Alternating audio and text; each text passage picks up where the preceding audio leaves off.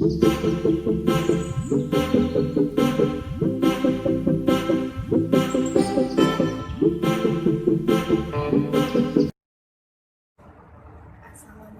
warahmatullahi wabarakatuh.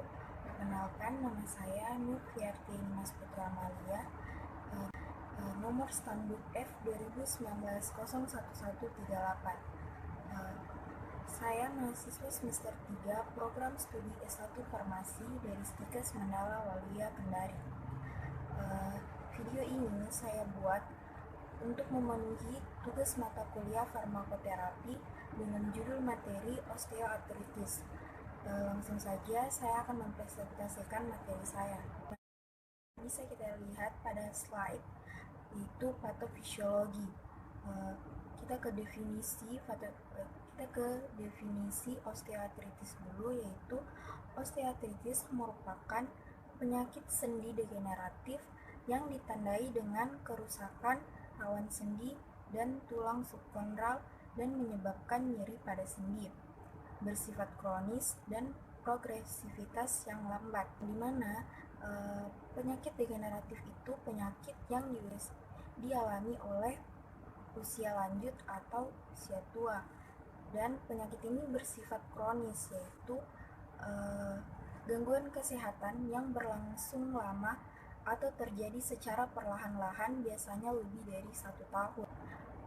Penyakit yang bersifat kronis juga berpotensi menjadi penyakit serius yang berbahaya jika tidak ditangani dengan segera. Pada normalnya, sendi pada lutut itu gambarannya seperti ini, dilapisi oleh kapsul sendi, kemudian di tengahnya ada cairan sinovial, dan di ujung-ujung tulang ada kartilago, yang dimana kartilago itu merupakan tulang rawan yang berfungsi untuk meredam gesekan atau benturan pada pergerakan sendi.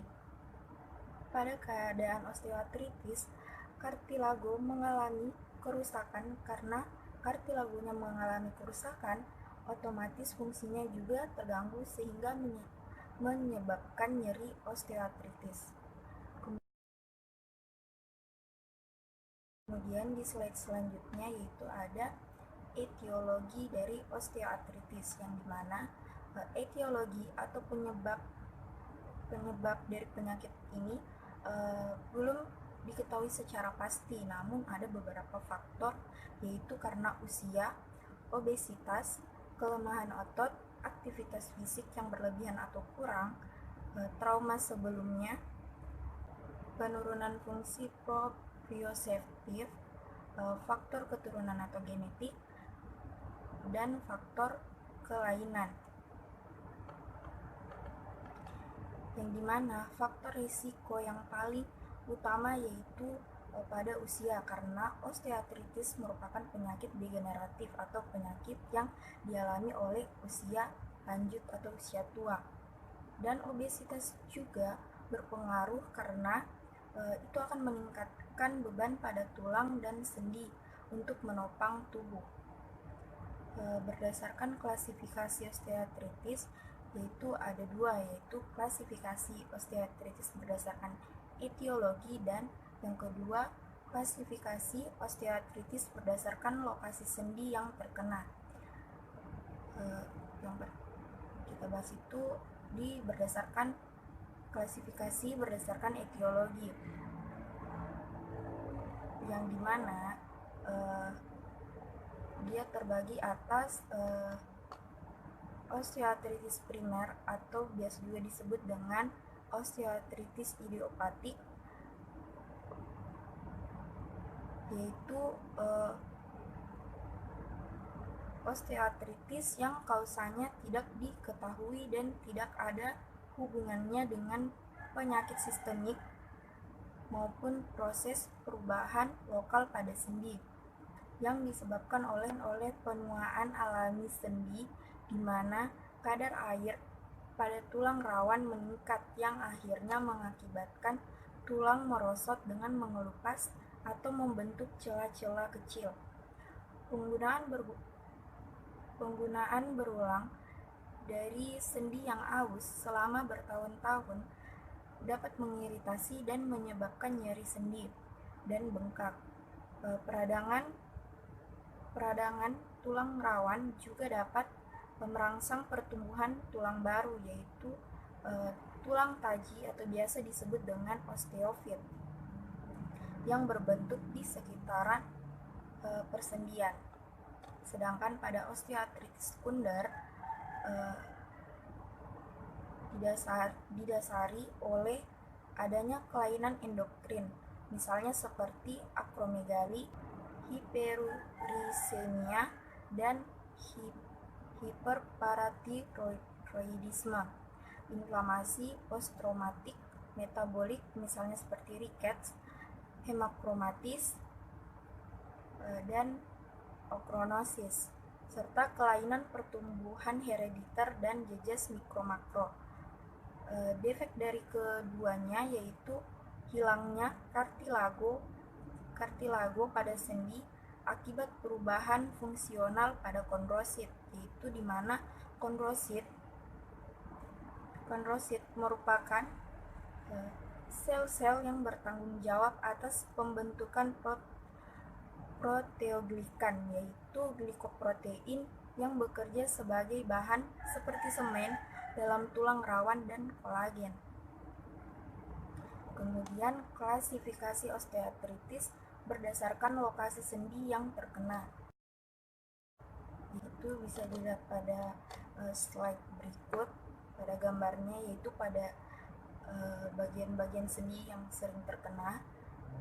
Osteoartritis pada siku, tulang leher, tulang panggul, tulang lutut, pergelangan kaki, jari tangan, dan jari kaki.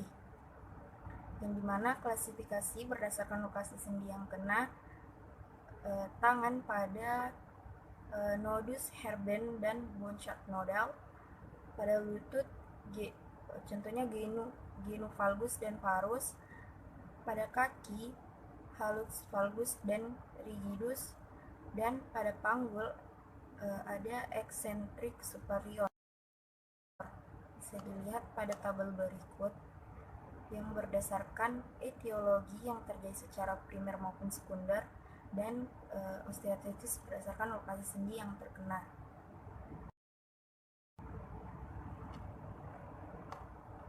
Kemudian di slide selanjutnya yaitu ada gejala klinis dari osteoartritis, di mana gejalanya itu nyeri sendi, hambatan gerak sendi, kaku di pagi hari, crepitus atau gemeretak timbul pada sendi yang sakit, perubahan bentuk sendi atau deformitas, pembengkakan sendi yang asimetris, dan tanda-tanda peradangan. Bisa dilihat pada gambar berikut, yaitu akan terasa nyeri bagian yang terkena, misalnya pada lutut. Kemudian juga terjadi pengurangan osmosien sehingga membuat gerakan terbatas pada kasus yang parah yang akan menyebabkan muskulus atrofi atau pengecilan muskulus, dan bisa terbentuk osteopit yang bisa mengakibatkan adanya sensasi gesekan atau crepitus pada gerakan sendi. Kemudian di slide selanjutnya yaitu penyulit, di mana pada tabel berikut yaitu penyulit pada osteoartritis, di mana pasien akan mengalami kondisi maladjustment, yaitu misalnya jika salah satu tulang dari pinggul ke pergelangan kaki Anda berada di posisi yang salah, termaksud di dalam tempurung lutut, dapat berakibat pada terlalu banyak tekanan, membuat tempurung lutut tidak dapat bergerak dengan mulus melalui alurnya. Kemudian ada intervertebral displacement, yaitu sindrom lumbar diskus, lebih umum dialami oleh lansia. Seiring bertambahnya usia, diskus tulang belakang kehilangan air secara perlahan sehingga kelenturannya berkurang dan menjadi lebih rentan sobek, bahkan hanya dengan terkilir.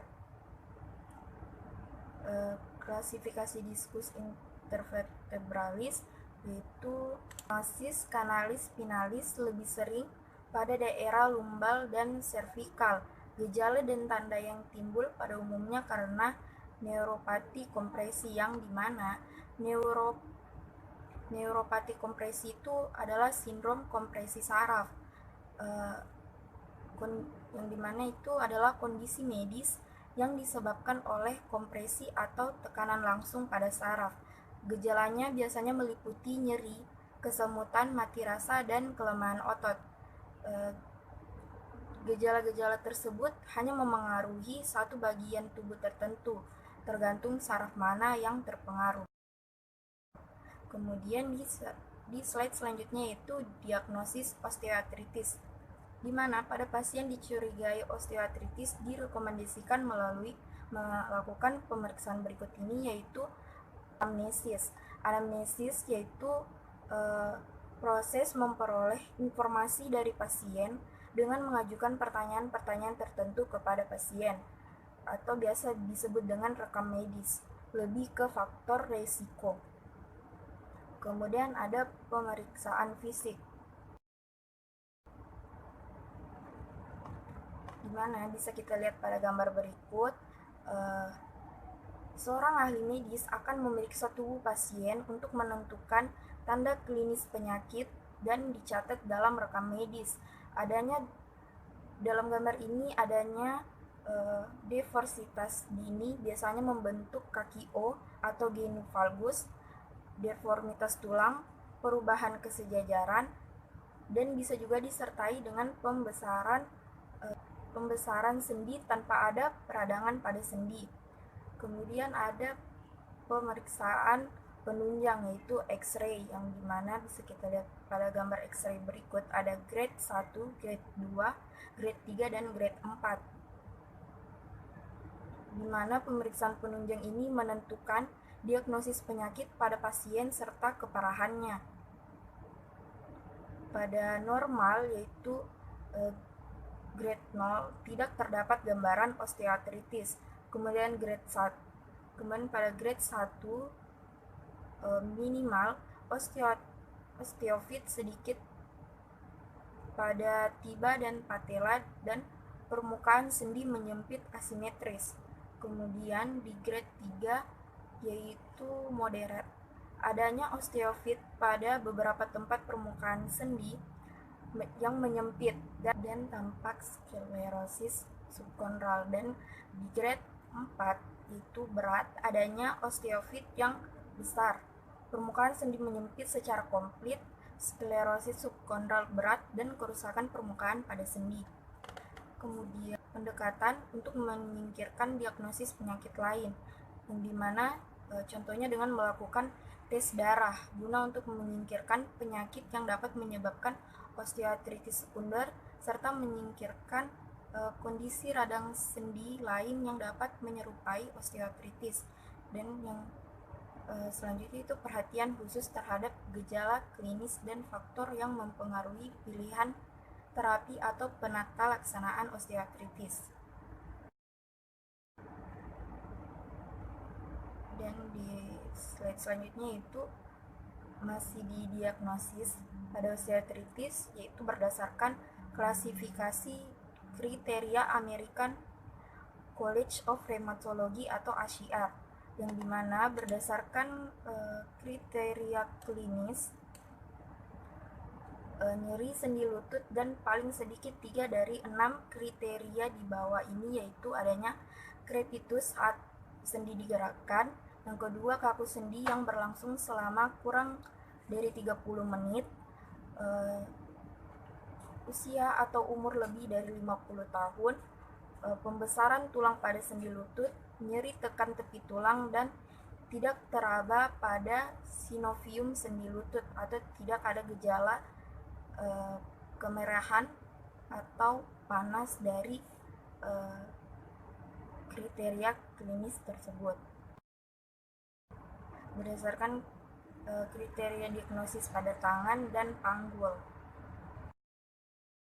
Kemudian di slide selanjutnya yaitu penata laksanaan osteoartritis, yang dimana tujuannya untuk mengurangi atau mengendalikan nyeri, mengoptimalkan fungsi gerak sendi, mengurangi keterbatasan aktivitas fisik sehari-hari, atau ketergantungan kepada orang lain dan meningkatkan kualitas hidup, menghambat progresivitas penyakit dan mencegah terjadinya komplikasi. Yang dimana akan dilakukan tahap pertama yaitu terapi non-farmakologi, yang dimana akan dilakukan edukasi kepada pasien. Perlu dilakukan agar pasien mengetahui serta memahami tentang penyakit yang dideritanya, bagaimana agar penyakitnya tidak bertambah semakin parah, dan agar persendiannya tetap terpakai. Yang kedua itu program penatalaksanaan mandiri atau modifikasi gaya hidup, yang dimana merupakan salah satu upaya yang dapat berdampak baik bagi tubuh dan membuat tubuh menjadi lebih sehat. Yang kedua itu program penurunan berat badan, yang dimana penurunan berat badan dengan mengurangi mengonsumsi makanan yang berkalori dan memperbanyak mengonsumsi bahan makanan yang lebih sehat. Kemudian ada program latihan aerobik. Program latihan aerobik juga berguna untuk melatih pergerakan pada otot dan persendian. Dan terapi fisik, yaitu latihan perbaikan gerak lingkup sendi dan penguatan otot-otot, contohnya pada quadriceps pangkal paha, dengan menggunakan alat bantu gerak sendi dengan memakai tongkat pada sisi yang sehat. Dan kemudian ada terapi okupasi, yang dimana terapi ini dilakukan dengan proteksi dan konservasi energi, menggunakan splint dan alat bantu gerak sendi untuk aktivitas fisik sehari-hari. Kemudian di slide selanjutnya itu tahap kedua, yaitu tahap yang berkelanjutannya lagi, terapi farmakologi, yang dimana dilakukan pendekatan terapi awal untuk penderita osteoartritis dengan gejala nyeri ringan hingga sedang. Diberikan obat acetaminophen atau paracetamol dengan dosis kurang dari 4 gram per hari, yang dimana acetaminophen atau paracetamol ini berfungsi untuk membantu meredamkan nyeri pada sendi untuk penderita osteoartritis ringan hingga sedang, dan sebaiknya penggunaan obat ini berdasarkan atas dosis yang dianjurkan atau konsultasi terlebih dahulu pada dokter sebelum menggunakan obat tersebut, sebab penggunaan paracetamol dengan dosis berlebihan dapat menyebabkan kerusakan pada hati. Kemudian akan diberikan juga obat antiinflamasi atau OAINS, di mana OAINS ini berfungsi untuk menghilangkan rasa nyeri dengan mengurangi peradangan pada sendi. Dapat ditemukan di apotik seperti ibuprofen, naproxen, atau aspirin. Namun, penggunaan yang tidak sesuai dengan anjuran dapat menyebabkan berbagai efek samping seperti sakit perut, masalah jantung, perdarahan, serta kerusakan hati dan ginjal.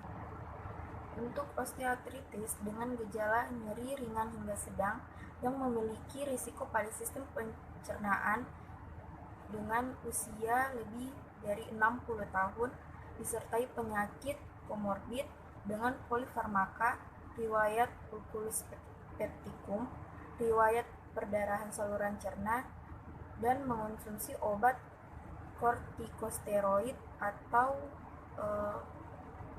antikoagulan.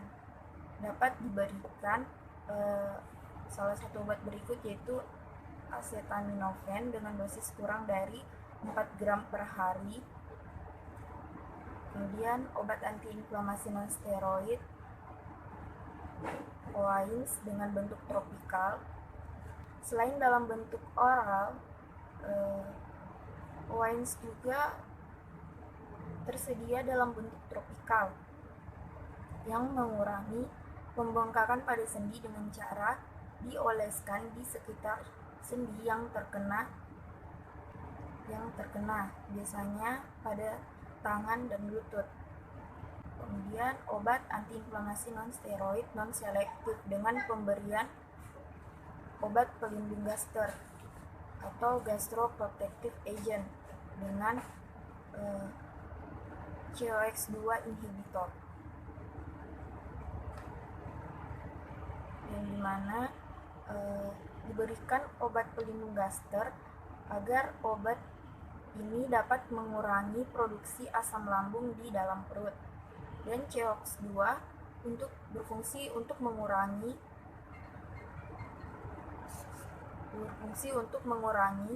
produksi prostaglandin, yaitu di mana prostaglandin ini diproduksi tubuh saat tubuh terinfeksi atau cedera. Sebagai obat anti nyeri atau analgetik, bekerja secara spesifik menghambat enzim COX-2, hanya boleh digunakan dengan resep dokter. Untuk nyeri sedang hingga berat dan disertai pembengkakan sendi, aspirasi dan tindakan injeksi glukokortikoid intraartikular dengan dosis 40 mg untuk penanganan nyeri jangka pendek, diberikan dengan jangka waktu 1-3 minggu. Dapat diberikan selain pemberian obat antiinflamasi non-steroid per oral. Kemudian dilakukan pendekatan terapi alternatif untuk penderita dengan keluhan nyeri sedang hingga berat dan memiliki kontraindikasi pemberian COX-2 inhibitor spesifik dan OAINS. Dapat diberikan obat yaitu tramadol dengan dosis 200-300 mg dengan dosis terbagi. Terapi intraartikular seperti pemberian hyaluron atau kortikosteroid jangka pendek dengan jangka waktu 1-3 minggu pada osteoartritis lutut. Dan ada juga pendekatan terapi alternatif dengan kombinasi obat paracetamol dengan kodein untuk meningkatkan efektivitas analgesik hingga 5% dibandingkan menggunakan paracetamol saja. Namun efek sampingnya sering terjadi berdasarkan pengalaman klinis. Kemudian juga diberikan injeksi intraartikular atau intralesi, yang dimana obat injeksi itu kortikosteroid dan viskosuplemen hyaluron,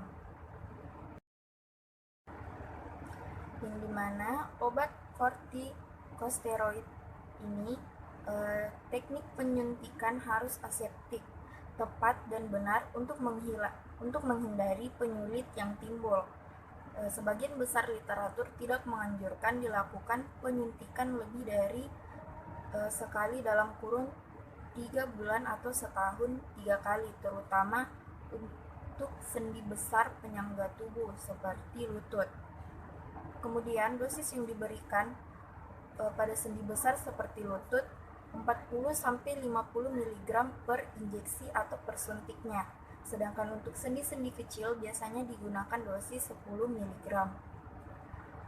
Injeksi kortikosteroid intraartikular harus dipertimbangkan sebagai terapi tambahan terhadap terapi utama untuk mengendalikan nyeri sedang berat pada penderita osteoartritis, di mana obat kortikosteroid ini berfungsi untuk mengurangi peradangan pada sendi dan dapat diberikan secara oral atau injeksi. Diberikan pada penderita osteoartritis yang semakin parah atau pada penggunaan obat sebelumnya tidak memberikan perkembangan. Hanya dapat diberikan maksimal 4 kali dalam setahun, sebab obat ini dapat memperburuk kerusakan sendi bila digunakan berlebihan.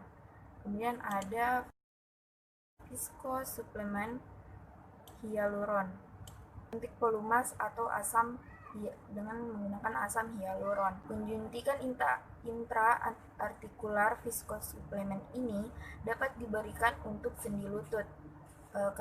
Karakteristik dari penyuntikan hyaluron ini adalah onsetnya lambat namun berefek jangka panjang dan dapat mengendalikan gejala klinis lebih lama bila dibandingkan dengan pemberian injeksi kortikosteroid intraartikular. Jadi itu perbedaannya antara pemberian injeksi kortikosteroid dan viskosuplemen hyaluron, yaitu dimana kortikosteroid dia itu pemberiannya dengan jangka pendek, sedangkan pada viskosuplemen hyaluron dia pemberiannya dengan jangka panjang. Cara pemberian dari obat ini diberikan berturut-turut 5-6 kali dengan interval 1 minggu sampai 2,5 mili hyaluron untuk jenis low molecular weight dan 1 kali untuk jenis high molecular weight dan 2 kali pemberian dengan interval 1 minggu untuk jenis tipe campuran. Teknik penyuntikan harus aseptik, tepat, dan benar. Kalau tidak, dapat timbul berbagai penyulit seperti artritis septik, nekrosis jaringan, dan abses steril. Perlu diperhatikan faktor alergi terhadap unsur atau bahan dasar hyaluron, misalnya harus dicari riwayat alergi terhadap telur. Kemudian di slide selanjutnya yaitu monitoring terapi atau evaluasi efek terapatik dan efek samping obat, di mana evaluasi efek terapatik dan evaluasi efek samping obat pada paracetamol dan opioid, serta ada efek samping obat antiinflamasi non-steroid atau OAINS. Obat OAINS ini dapat memberikan efek samping penyakit lambung dan usus dan sakit jantung serta ginjal. Dan tahap ketiga yaitu indikasi tingkat lanjut, adanya kecurigaan atau terdapat bukti adanya artritis inflamasi serta terdapat bukti artritis infeksi. Jika sudah terdapat bukti-bukti tersebut, segera rujuk ke dokter bedah ortopedi, yang dimana untuk pasien yang mengalami penyakit osteoartritis berat atau akut yang telah diberikan terapi non-farmakologi dan farmakologi namun tidak berespon atau gagal, akan dilakukan pertimbangan terapi bedah atau interferensi bedah, yaitu dimana akan dilakukan osteotomi, bedah osteotomi. Bisa dilihat pada gambar berikut, yaitu dilakukan pemotongan pada tulang untuk mengembalikan deformitas pada tulang, misalnya pada kasus pasien yang mengalami genus valmus, di mana sebagian tulangnya dipotong agar kakinya dapat lurus kembali. Kemudian ada juga pembedahan dengan dilakukan artroskopi. Nah, prosedur pembedahan dengan membuat lubang sayatan sebesar lubang kunci untuk memasukkan artroskop. Prosedur ini bertujuan untuk melihat, mendiagnosis, dan menangani sejumlah gangguan pada sendi. Kemudian ada pembedahan secara artrodesis, yaitu prosedur pembedahan untuk mencangkok tulang dan menyatukan dua ujung sendi untuk mengurangi atau menghilangkan nyeri tulang dan sendi, sehingga pasien tidak bisa menggerakkan benar-benar tidak bisa menggerakkan sendinya lagi jika sudah kedua ujung sendi disatukan. Tapi operasi ini akan menghilangkan nyeri pada sendi secara permanen. Kemudian yaitu pembedahan yang banyak dilakukan yaitu artroplasti, yang dimana prosedur bedah ortopedi di permukaan artikular dari sendi muskuloskeletal diganti atau direnovasi dengan sendi artifisial atau sendi palsu atau sendi buatan. Pada sendi buatan terbuat dari bahan yang tidak akan terserap oleh tubuh dan tidak ditolak oleh tubuh.